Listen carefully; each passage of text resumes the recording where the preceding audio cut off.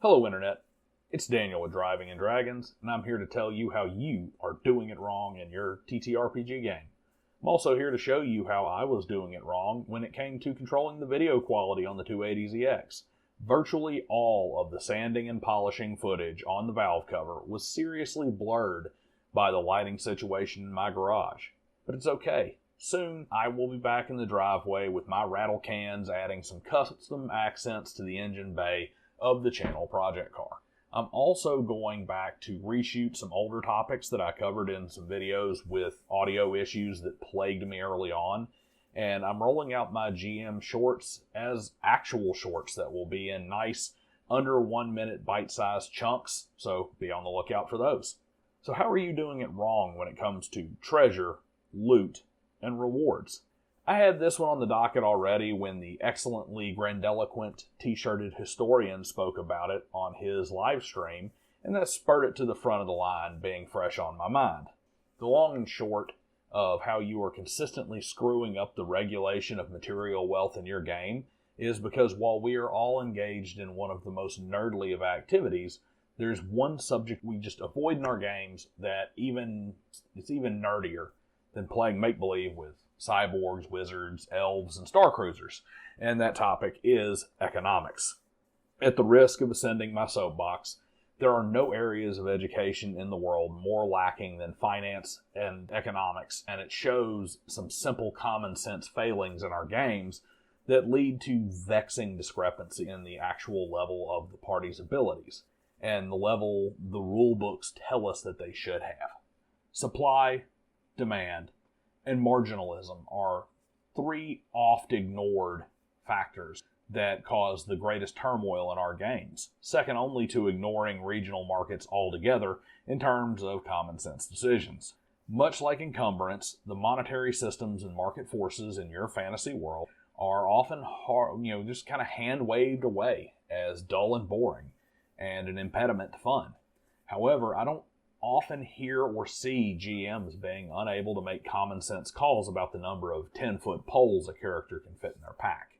Even with 5th edition Dungeons & Dragons making a bag of holding more or less a starting equipment, you still don't see the unlimited inventory space in TTRPGs that old RPGs on console and computer had.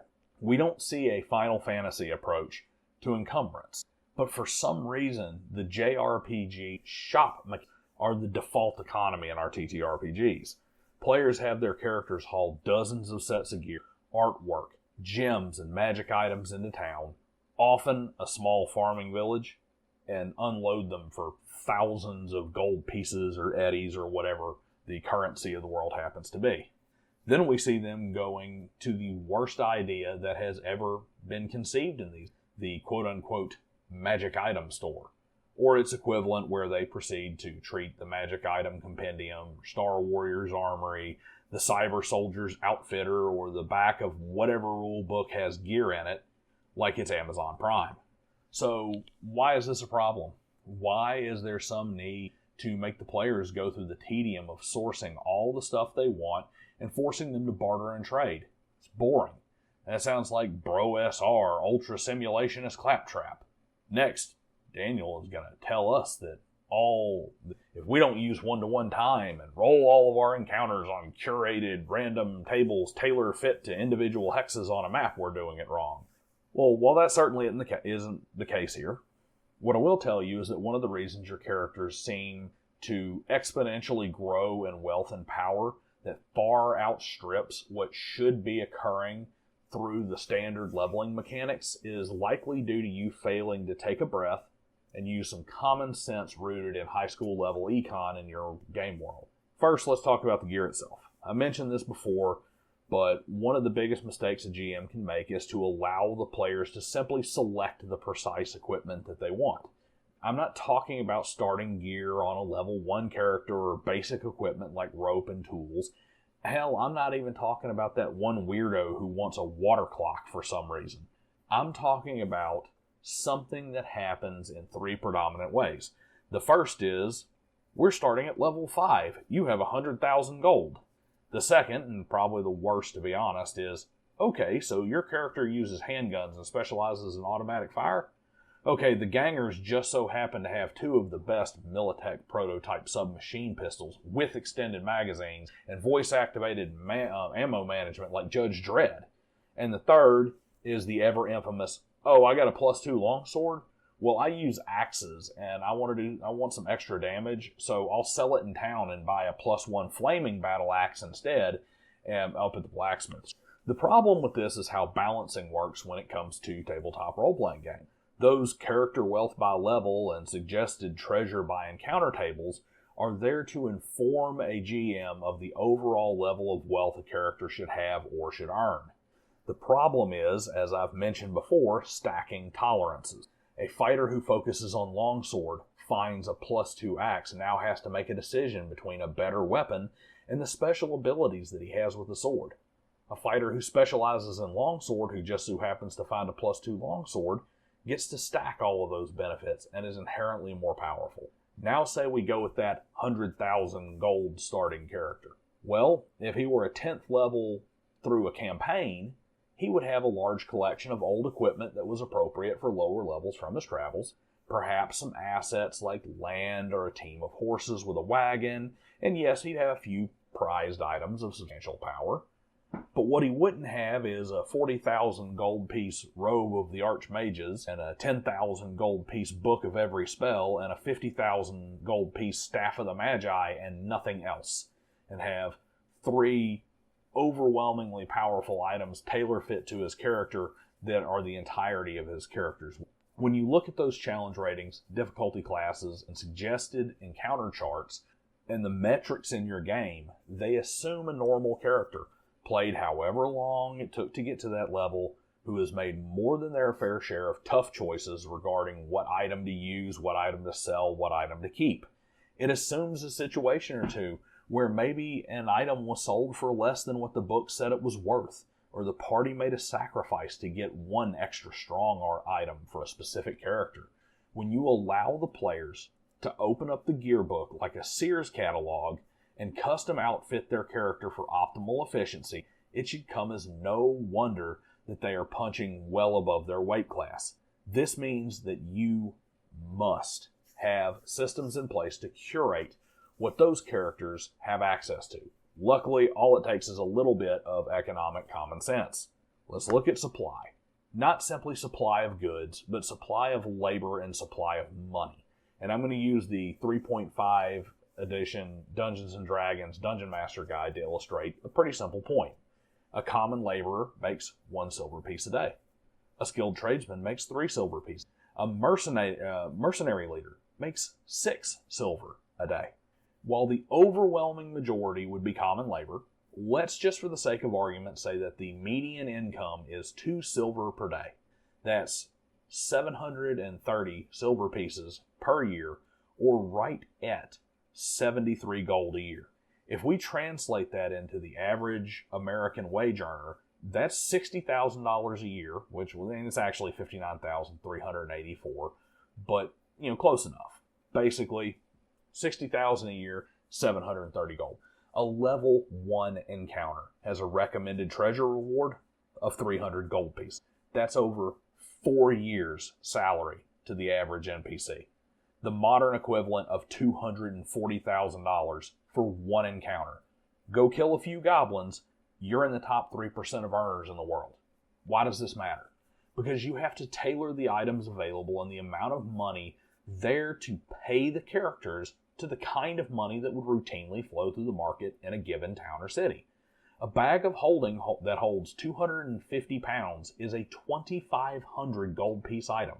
How many stores in your nearest town of 2,000 people have $240,000 handy to buy up secondhand tools that you don't want? Or have $2 million items sitting on the shelf to purchase? Now, is this an exact parallel? No. But the 3.5e DMG also has a handy table that has the gold piece limit based on town size, telling a DM what the most expensive item available should be. Your typical farming village of 300 to 400 people has a limit of 100 gold. A city of 5,000 people has an absolute max of 3,000 gold. And that doesn't mean shelves lined with 3,000 gold piece items. It means 3,000 gold items are the kind of thing that's very rare and hard to find in that city. It's just technically possible to find them. Yet, here we are, letting players stroll into the local blacksmith shop in Hamlet, population 950, and unload 5,000 gold pieces worth of gear and treasure before letting them go back to the blacksmith and purchase a 2,000 gold piece plus one weapon for each martial character, and a few 2,500 gold piece bags of holding to help with all the loot that they're going to get on their next haul. You don't have to do even the fast and dirty math that I did here to make the right call.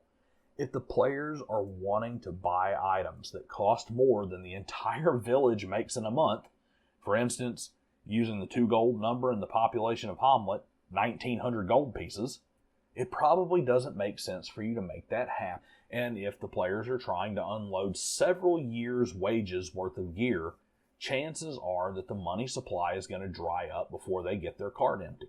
That leads us to demand, and not just the super obvious part where demand for 2,000 gold piece swords is probably extremely low in a village where the entire population would still come up short, spending every coin they made in a month to buy one, but also demand for what the C's are trying to unload in that town.